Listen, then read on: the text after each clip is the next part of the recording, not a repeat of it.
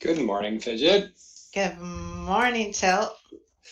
Here we are, episode 2 of the Afterville Archive Hour. How you feeling? I'm feeling good. I'm feeling it's a Friday. I'm excited. We made it to a second episode. Right? I know. It's amazing that a month went by this fast. So Uh, fast. right, and now we're headed into spring coming up at the end of next month, which is great. Going to see Yeah. the skies clear up here in Afterville and some of the snow melts away. Excited for a spring market to come around May Day and some new events we'll talk about at the end of the show. Can't wait to hear about that. Right, but today we're going to be mostly just audio only. We're all still in our winter tucked away hibernation side of things. And in the meantime, we've got the XR Spring Breakers from UCSD and the Arthur C. Clarke Center wandering around town in the metaverse. Yay. Uh, right? Uh, Yeah. have you seen any of them running around? I haven't because I've been insanely busy. I haven't been able to jump in there, but I feel them. I feel their energy. I think this is amazing to think that you would spring break in Afterville. Right? Yeah, Uh, like we don't have an ocean beach, but we have a riverside, right? Right, and you have plenty of things to do. Like the hike is always a popular place to go, and it's a good place Uh-huh. to kill an hour on an afternoon when you've got nothing else to do. Yeah. And best thing to do is go grab a group of friends and jump off a cliff together. Yeah. Yeah, yeah, we can do that. You can squat in Fidget's house and drink some espresso and listen to some cool tunes. All right. Oh, we had an outage here, Yeah. a 2021 outage for our 2028 and 29 life. From the great monopoly wars between Yep. Google and Facebook there. Uh, so we're trying to help get some more content service for music back up and running. Yeah. Any requests for what's the sound of Afterville these days from Fidget's house? Oh my gosh. Well, there was some really cool kind of jazzy kind of mood music going on in there before. Oh, I don't know if it was necessarily jazzy, a little bit of electronica, right? That was always really good, but then you can always pull a vinyl off the shelf, and that vinyl can be your favorite album, just like when you sit down at my table, it's your favorite beverage sitting on the table waiting for you. Nice. What's your favorite in your collection these days? So we just, oh my gosh, I need to do an unboxing for myself. We just watched a movie the other day and on Turner Classics. Yeah, Turner Classic Movies. I'm literally opening the box while I'm telling you the story. And the name of the movie, which I may not remember until I get the box open frantically, um, was hold on 1 second. Seconds away from the reveal. Anatomy of a Uh, Murder. Anatomy of a Murder. Anatomy of a Murder. So amazing. This soundtrack had all the jazz. And so much so that I had to get on to Discogs and make a purchase. Here's the funny part for my husband and my daughter. Like I was feeling it. I'm always feeling it. But this was a purchase made to appease them, and I think they would have rebelled had I not pulled the trigger on this one. I'm trying to find a year on it, and I don't see it. I think it's somewhere from the 50s. So anyway, the soundtrack to this movie is music by Duke Ellington, and he soundtracked this movie, and he actually had a little cameo in the show early on. And if you get a chance, if you can catch it on Turner, I'm not sure. Watch Anatomy of a Murder, if I may give them a little plug, because it was an epic old school 50s style murder mystery. And Duke Ellington was in there, and the soundtrack was a character in and of itself. So that's our favorite LP. I had to order it stat. And you got Nice. you, and I just unboxed it for you. Ta-da! I featured stuff in the news feed for our live readers to follow Perfect. Yeah. along. That it's interesting on our other radio shows that broadcasting, we've been working a lot with Dr. Brian Cantrell, the World Building Media Lab, Yeah, audio and master. right, and building a soundscape for a world, or a tone for an era is kind of his specialty. Interpreting data, whether it's like cultural or cellular, which is his current project. But it just reminded me of what you had said about the soundtrack and music being a character in the film. Yes, yes. Um, and how that just plays such a heavy role in how we perceive a space too, and how we live in a place. Hmm. From a mall to here. So what do you think? So is this something that's going to be coming from your house, like 29, a little retro movie fest happening at Fidget's house in the spring here? Oh God, that would be a wonderful thing. I think, oh yeah, how could we make that happen? Absolutely. So if we were able to cast something inside of Fidget's home, inside of Afterville, wouldn't you all want to come? Well, I wish. Yeah, yeah. Get some virtual popcorn or whatever version of that we could get Olivia to cook up for us and hang out and chill with our friends and watch a movie together. I think this is a fabulous idea. This is and so very aligns with archiving and librarianship and bringing the people together and giving them access to something that makes them feel good inside. Well, I think I have a request for that home movie Yeah. collection. This is my favorite airship movie. It is Cecil B. DeMille, so it comes with some baggage. Uh, but as far as classic Hollywood, I mean, this has got an amazing statement. It was also an early feminist statement that was coming through there. The costuming is fucking amazing. Yeah. Um, have you ever seen it? What is it called? Madam Satan. No, but I really want to now. The It's it's name uh, itself is a character. it takes a romance that takes place aboard an airship, um, all to deal with the swinging 20s. It was a 1930 release. Yeah. And the whole thing takes aboard this giant costume party.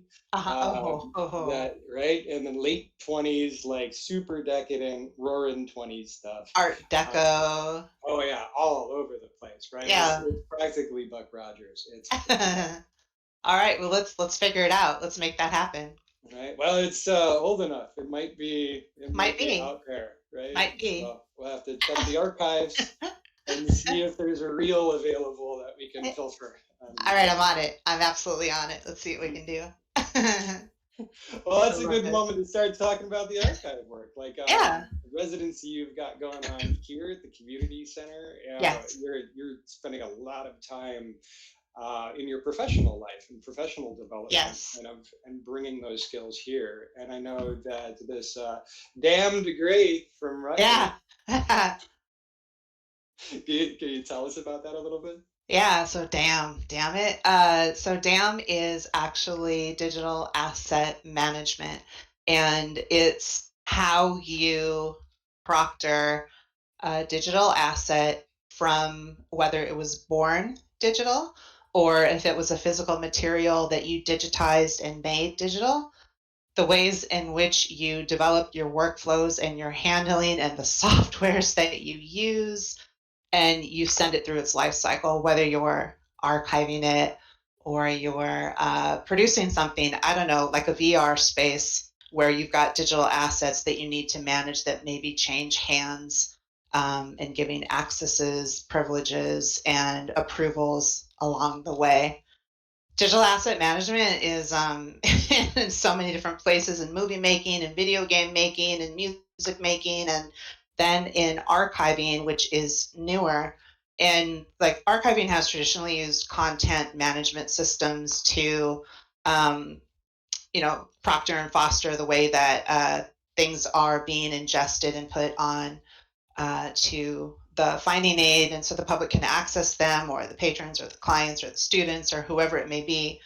Um, But so now with the sort of formalizing of digital asset management, it's putting those content management systems to the test and really setting a standard and making sure that, you know, things are there that you need and making life more smooth when you use these things. People have been doing digital asset management for, 10, 20, 30 years, but it never had a name, and now it has a name. And so this is really a cool thing. It's really getting rooted in and established.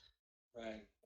It's so interesting because my background coming from video games has been asset generation, right? Building new Yes. world, building virtual environments for us to go colonize and inhabit and create together. And in the wake of what we do, like, much like the film industry that we both touched, right?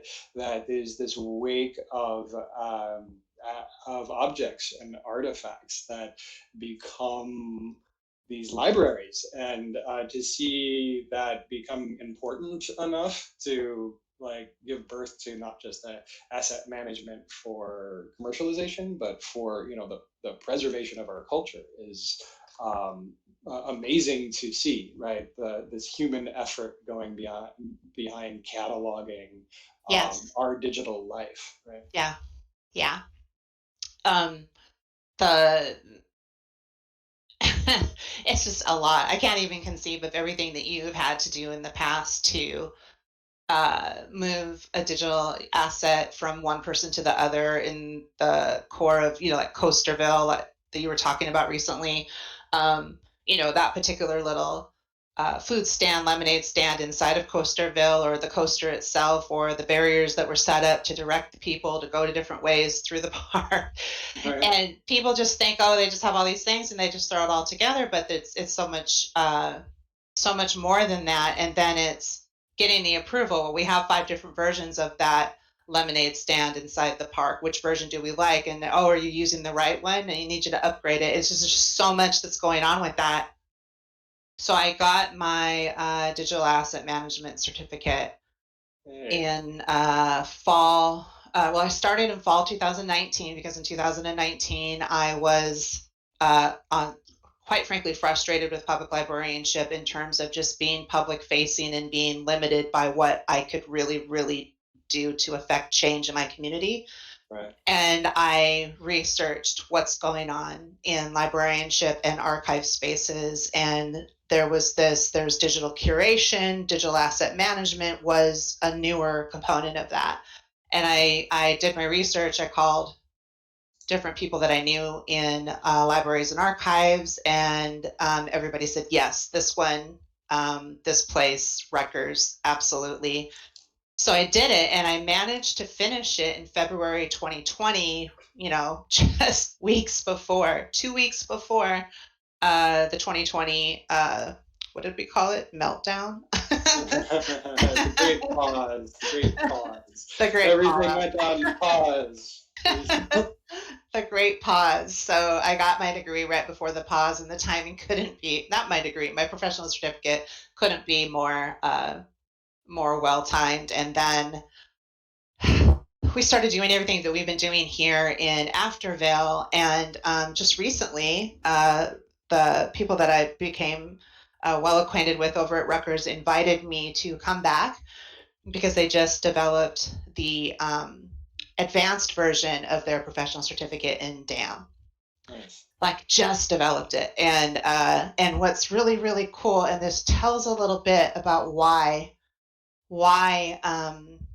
this is so new, and not why, but it just is a touchstone to remind me that DAM in archives and libraries and museums is still very new.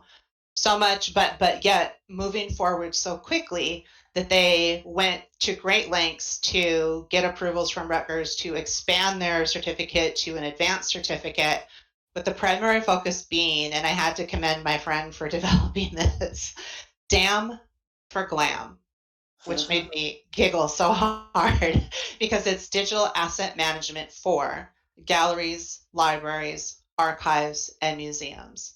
This is the focus in the advanced Damn DAM for certificate. glam. DAM for glam.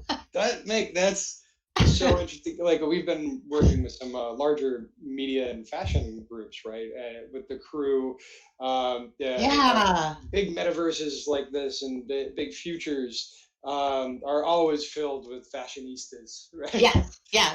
That just resonates on with me on such a level of in avatar creation. I want to be able to save out versions of myself, right? Yes. Like your favorite video game, having that replay in a file that you can just fly around and go anywhere. And here that's possible. And with think of that with archiving a Dolce Gabbana like Yeah. fashion show Hmm. that's held in our verses like this, but you can still go back through time and be there. And it's not like it's 2029 or it's 2034. It doesn't matter when it happens. You can always just jump into it. And Yeah. what does that take is where you're planting the seeds for that, right? To make that Yes. happen. Yeah. Yeah. The Do you know about FIDM's archive of design? I do not. so, Describe to me. so it's just like a movie studio, maybe Warner Brothers, who has an incredible archive, by the way, houses their costumes from their movies. FIDM has a well-renowned archive of fashion designs that have been created, you know, in between their four walls. And I don't know if they've digitized that yet, but this is what we're talking about. So, how much space do you have in your four walls to put an elaborate gown with beautiful trimmings on a mannequin and display it? That's great, but you would be limited by your exhibit time because you want to move your exhibit through, right? Like over leave room for a new exhibit to come in a timely fashion, keep everybody excited and happy and wanting more. But if they have the ability to digitize that gown, if they can do it in a three-dimensional space, which would be the ultimate, so that I could go into their website and the fact that they've used digital asset management and got it up on the website, I should be able to go in and click and move and manipulate and change perspective to see and like get in close. Like I really want to see what that button looks like. How did they sew that button on? This is what we're talking about. Yeah. Using digital asset management to capture these amazing things that aren't just for, oh, cool, I love to appreciate good fashion, but also maybe I'm my own designer and I'm seeking inspiration, or I'm seeking actual skill. Like there might be a famous designer who does it a certain way. I don't know anything about fashion, by the way. And if I'm trying to learn about it, I might go and seek that out and look online and be, how close can I get in? And can I decide, oh, I see that they use this particular stitch on this gown. Let me Right. figure this out. And I use that, to inspire the next thing that I'm making. And if you think about that in all different environments, including our own, if there were a place, and I don't know that there is or isn't, if there were a place that was archiving VR, all the VR that's ever existed anywhere is here. And you could come in and you could see what Afterville looked like the first day we were there. And Yeah. then what did it look like 7 days later? Because our team was so incredibly good at capturing all of the assets that let us know what it looked like from 7 days to 7 days to 7 days to 7 days. Yeah. Right? And that's just us. There's other things too, like you were showing me and Trisha showed me, and I accidentally fell into some hidden spaces inside of Afterville when you're in the design elements, that even that too, you like, wouldn't it be really cool for people who maybe aren't designers but could look through an archive and be like, oh, that's what it looks like under the community center. Oh, that's Right. crazy, right? Like, why is that there? Why It's do we like have being that? able to. It reminds me in my archaeological work where we would take a painting and we would scan it to see the underpainting, because you Yeah. can use various scanners in order to digitally remove layers of paint and see the drawings and various drawings underneath. Right. And it kind of reminds me of that sort of archiving that we do of even Renaissance or antiquities, just Yeah. being applied to the digital era. Yeah. Because the artwork of and design work and urban development now that goes into metaverse creation and goes into augmented life that we've got, right? We've got all of the how do we go see it, right? What's Afterville's value to LA County libraries, right? Right. Because like you as a citizen of Los Angeles who was a True. settler there, it's like capturing a future history of yourself, and writing it before it happens, and Right. being able to put that in a public archive gives that sort of narrative a power that I'm really interested to get your perspective on. That, yeah, you have me sitting here pondering. That's a really incredible notion that is definitely yet unexplored. Right. So would it be that LA County Library would use an archival unit to preserve this space that we've imagined in Cascadia in 2028? Or would it be a space that exists, a public library in where Cascadia is now, that would be interested, and or wouldn't it be both? Right. So, but it's, if we look at what LA County Library is doing right now in terms of capturing the local narrative of their communities from the people, you're right. Wouldn't this be a part of that? If they put out an effort and they were like, "Hey, we're going to include Torrance. We really want you to let us know what did you do for 2020? We're going to add it to our community focused archive on things happening in Torrance in 2020." And I step forward and I say, "Well, hey, we made a whole new world, and we made it beautifully so, and sustainably so, and inclusively so."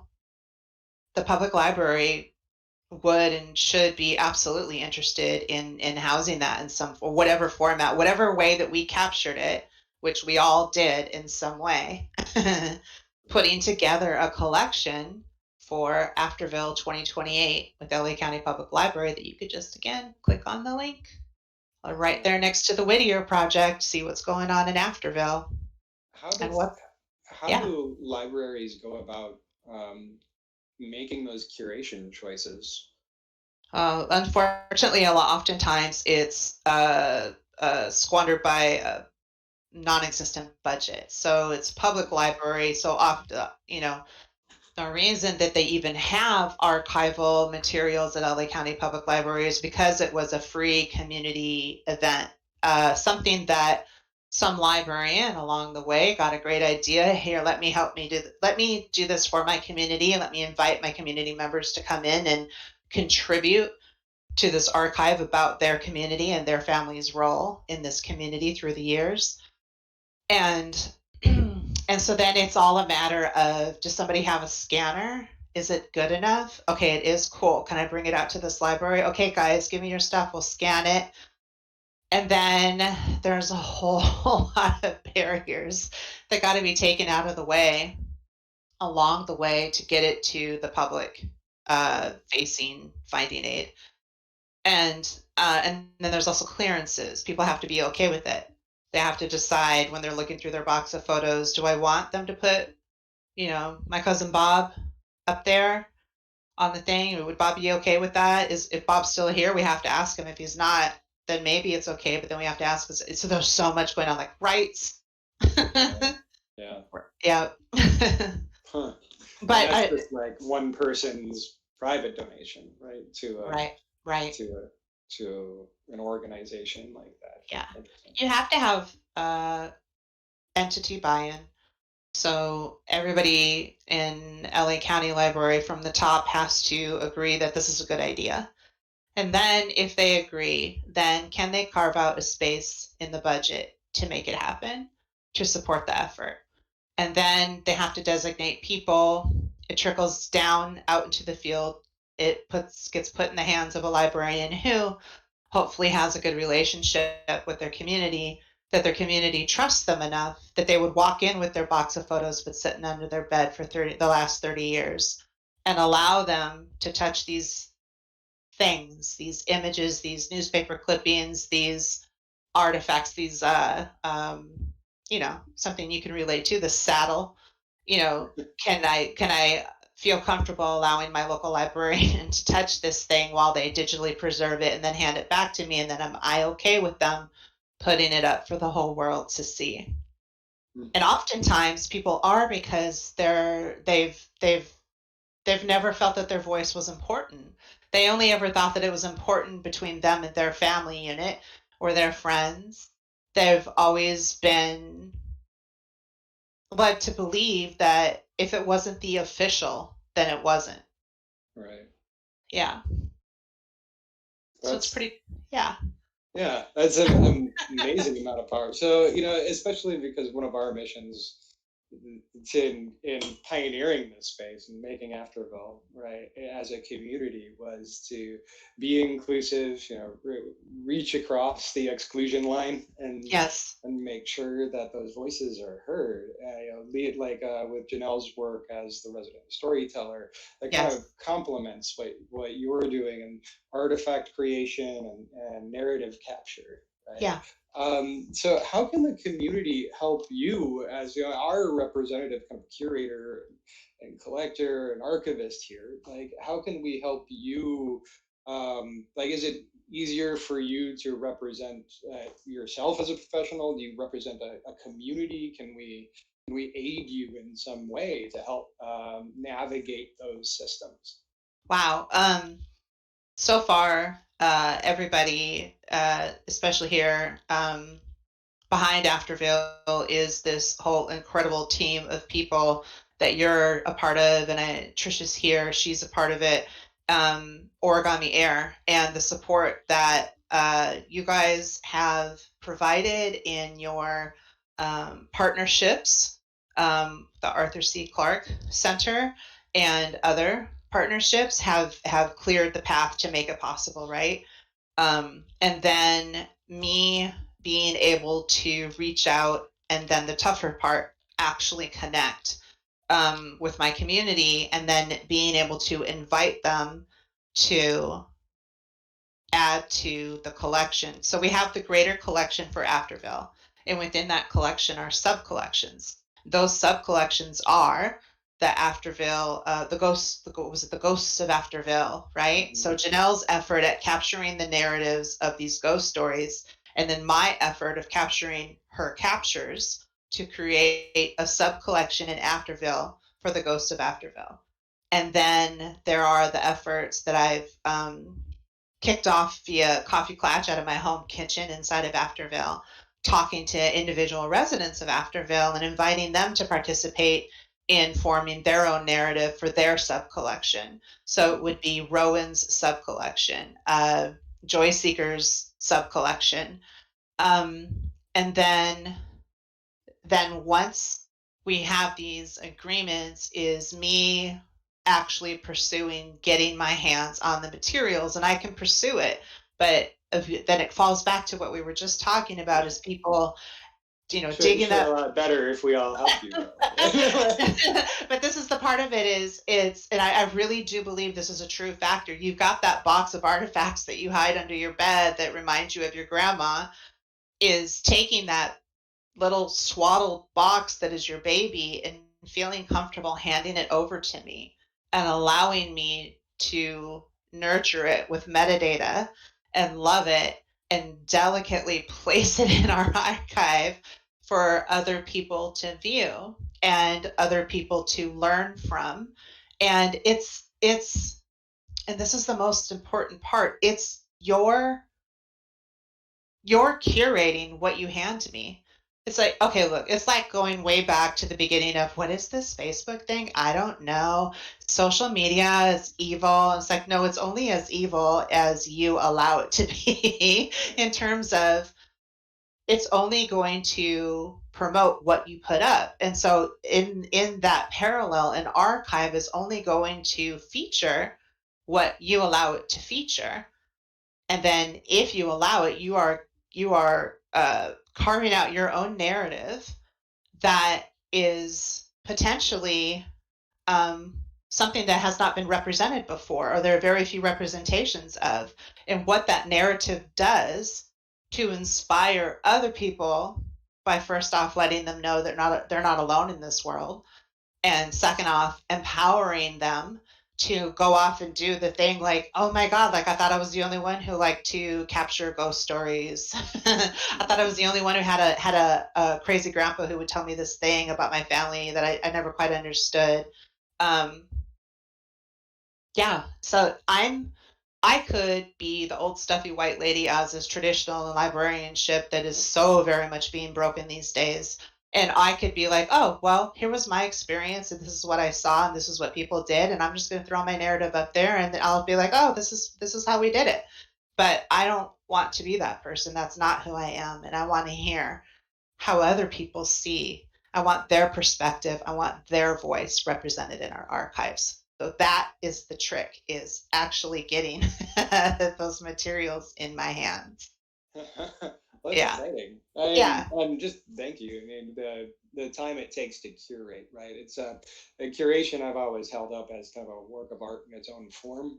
And especially as those of us who grow into more time with their disciplines and more and more and more that collects around you, curation starts to become um, the thing you spend a lot of time doing. Yes. So Yes. being able to share those curations with a community that wants to tell a story together Yeah. is really exciting.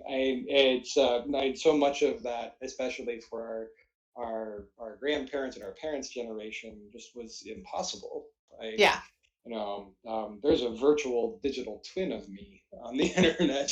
If somebody would just like do a search and pull it all, you'd probably pretty have a pretty convincing AI. Yeah. Um, and to be Oh, able to have the power to steer um, you know, your own history, your own future representation of yourself and your community, kind of empowers you to do that. Having the tool of an archive and somebody like you, an archivist that touches back into history, into 2021, and makes this stuff real for the rest of the world, yes. is really powerful. Yes. It is. I agree. You were reminding me of some of the things that we saw yesterday in the what was that called? The Clark Forum? The Clark Center Salon here. Yeah, the Clark Center Salon. I think you're right. Um, Tools for the Imagination, Explorations in Extended Reality. I was so very intellectually engaged, and had a couple of jaw-dropping lean into my monitor effects. The things that are happening in VR to capture, I don't even know how to articulate it, to take physical assets like that photo of that guy's dad and put it into a digital, transform it into a digital space, yet retaining the original essence. And then somehow, oh, We're good. okay. And then somehow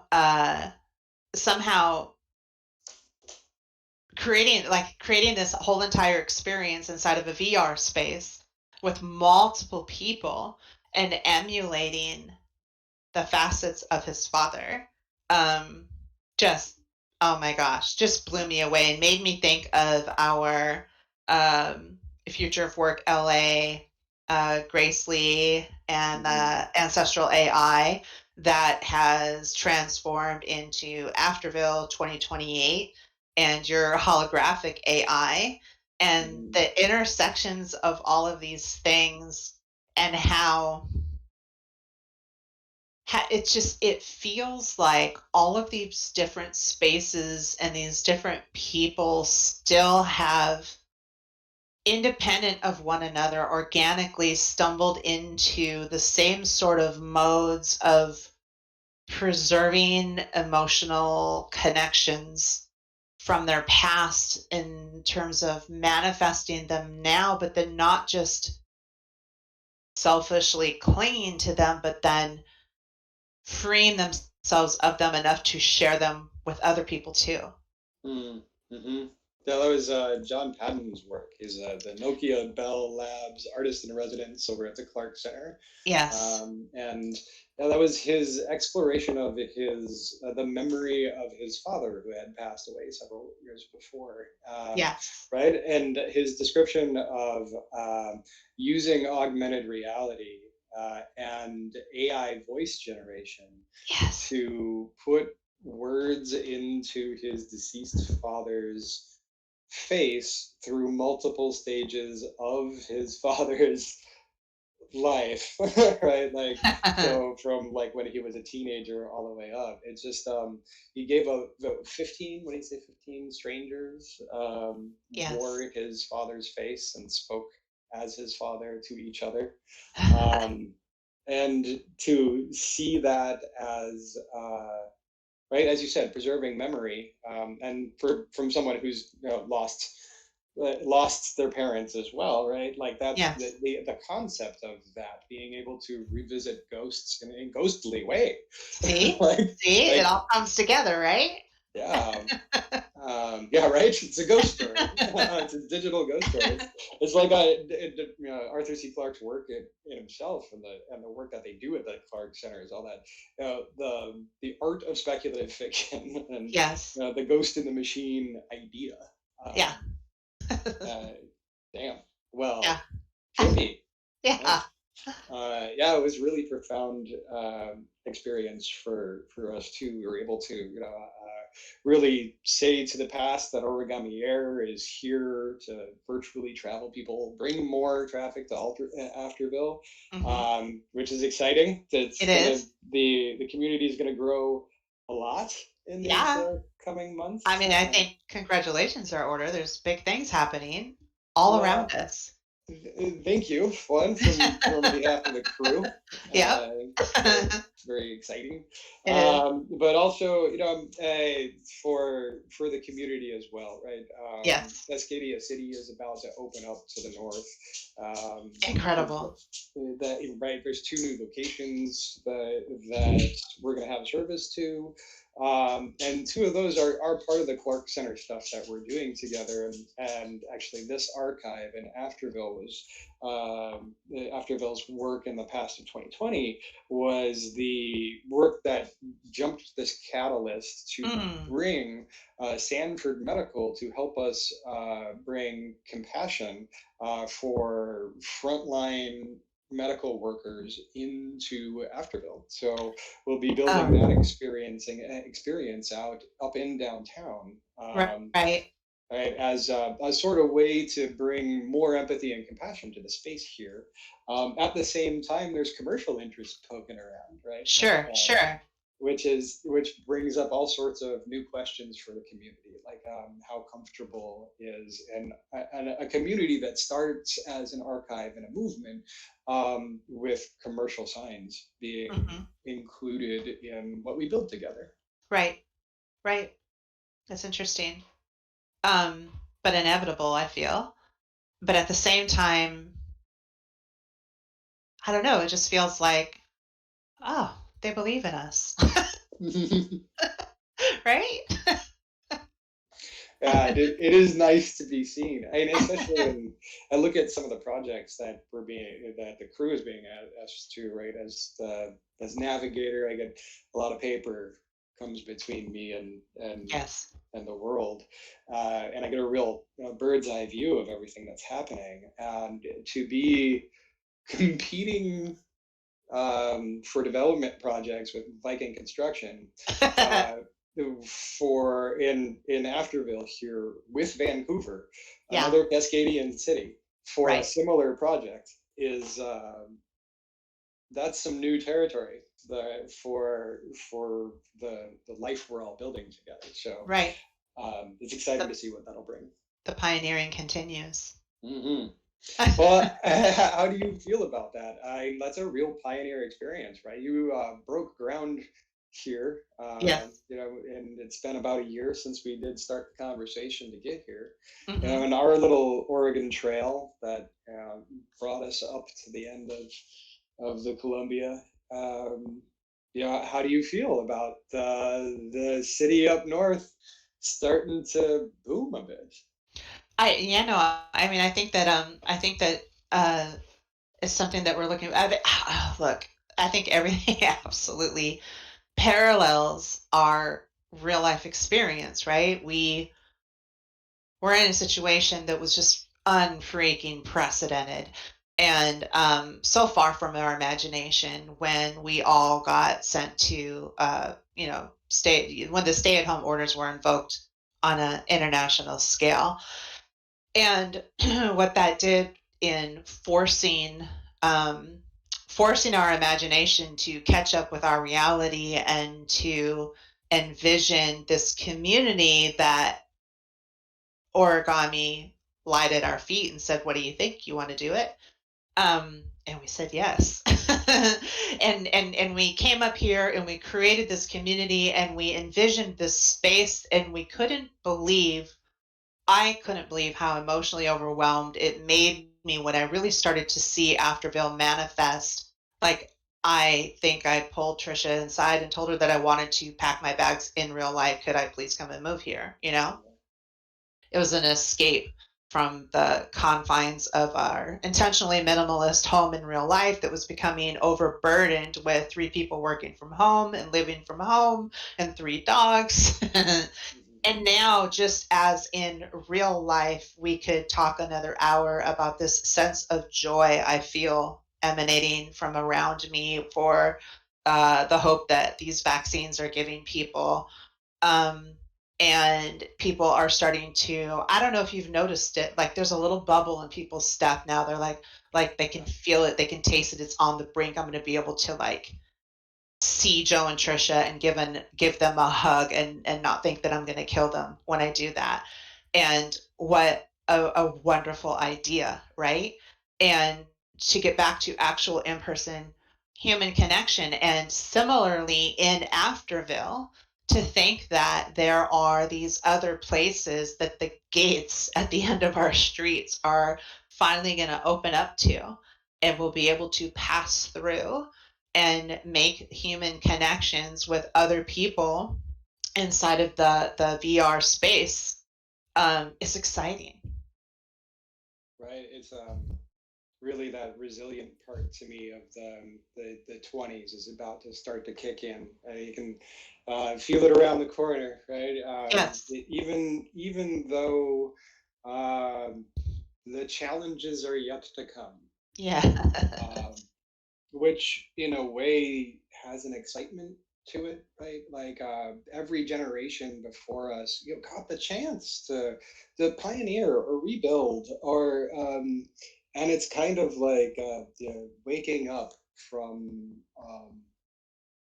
a stagnation Yeah. to that was pretty bad, really. Like looking back now, it was okay. It wasn't great, and it mostly wasn't great for most people, right?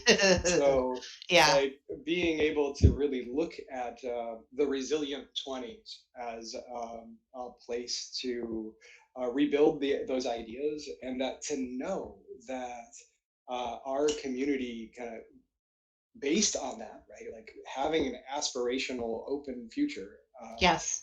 that wound up being so leaning hard into life and inclusivity Yes. um, is resulting in a boomtown here in the future. So Yes. every day we get to show up now and work in that future, and people want to work with us. And it's pretty exciting. Incredible.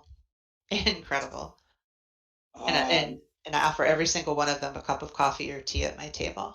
right? And a Yeah. chance to be included in our archive. A Be included. bonus. A gift with purchase. So we're getting into the last 10 minutes here. Kind of any thoughts that you want to kind of wrap up? Anything that's hitting you from our conversation today that you want to leave the audience with? Well, so much. I am really looking forward to gathering actual artifacts from not just the residents, but then also from our Origami Air team for the things that we're all building, and understanding that we are true pioneers, right?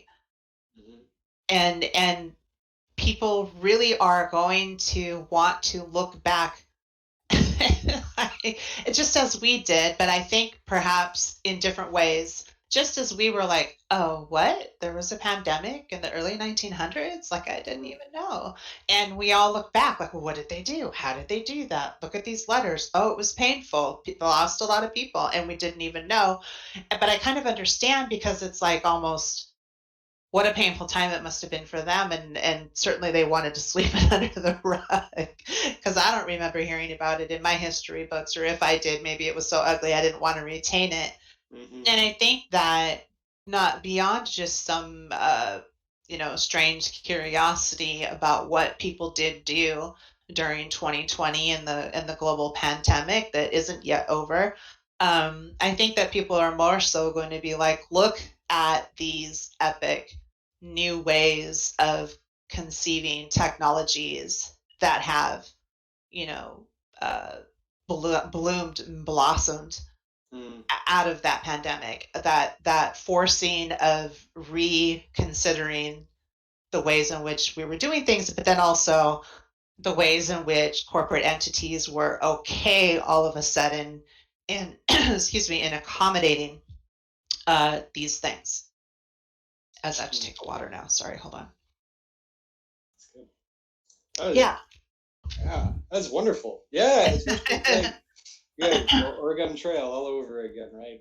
Yeah. It's the time, the last time we had a huge technical conversion that was at least here in North America. Little green screens, taking little wagons, teaching us how to turn little keys into messages to each other, right? And that those letters and those symbols, those colors matter so much to us as historic artifacts. Like, why not in 2121, when the next great pandemic hopefully is a near miss? Yeah.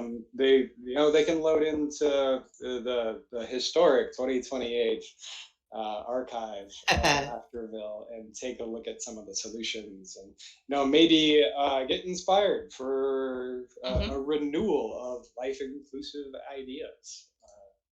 So that's a cool idea. I like it, and let's work to make it happen. Let's do it. Let's do Yeah. it. Yeah. So a couple of announcements for everybody. So it's Afterville Spring Market. Spring is going to be coming up here on May Day, so it's May 1st. But leading up to that, we also have a very special presentation from the Afterville First Nations Council. We'll be screening Justin Deegan, also known as Red Shield, is latest work called Totems, which also takes place Mm. in a speculative fiction Pacific Northwest. So we'll be closing out our storytelling season in our late winter with that on the night of April 20th. Yay. Which will be our first, film screening too Yeah. here in Afterville, which is exciting. Yeah. So I hope everybody shows up, and there's you're gonna be. I think we're thinking of ways that we can have the archive represented there out in the market too. So Yes. everybody stop by, Yes. say hi to Fidget, and Yep. we'll do one more show right before that happens in April 30th. Yeah. Yeah. Well, I'll be out there. I'll set up a little information booth and hand out flyers and invite you into the archive. Come check out what we've got in the collections. Woohoo! All right, we've got another show under the belt. Congratulations. Thank you Thank you. very much. I like it. It's fun. It is a blast. Thank you. Yay. Yay. Thanks, Ruben. And I'm going to play this out. Thank you. You don't have to stay on. I'm just going to do a little credit reading for the recording. Happy Friday, everyone. Happy Friday. Happy Friday. You were awesome. Yeah.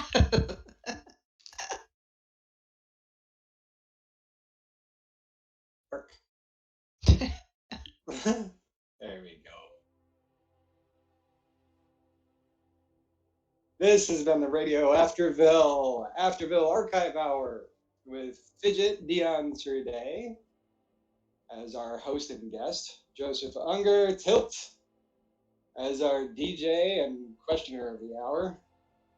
This has been a production of Origami Air and an archival recording for Afterville 2028 and its community members for use with the Arthur C. Clarke Center for the Human Imagination. Thank you to the support of Patrick Coleman, Eric Veary, UCSD student body, and looking forward to making a future together.